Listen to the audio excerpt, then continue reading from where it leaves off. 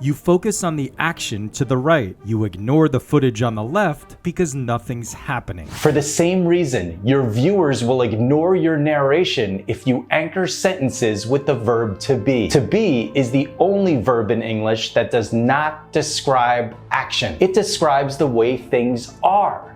But your viewers want to know what's happening. So give them action. Instead of the verb to be, use power verbs. I heard this sentence in a story. An investigation is underway to determine the cause of transmission for this new case. The verb to be anchors that sentence, so nothing happens. Rewrite. Officials are investigating how the patient contracted the virus. The sentence comes alive because investigating and contracting are power verbs. They sear images of activity into your viewer's brain, leaving the audience begging for more. I watched another story. The initial proposal from the Arcata Land Company would have been nearly 23 acres in size. Would have been is wimpy. Instead, the Arcata Land Company initially proposed a nearly 23-acre grow. I replaced to be with a power verb. How about this? In a press release from the hospital, it is stated that the reason for the closure is the declining birth volumes in Eureka. Don't write the reason is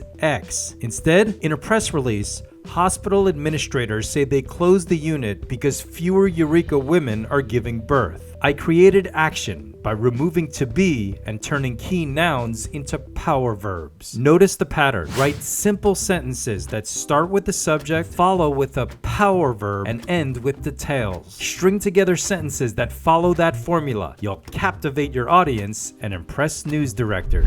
My name is Eric. And by showing you how to write better, I'll help you land your first job or move to a bigger market. Subscribe to watch my next video breaking down do's and don'ts of choosing power verbs.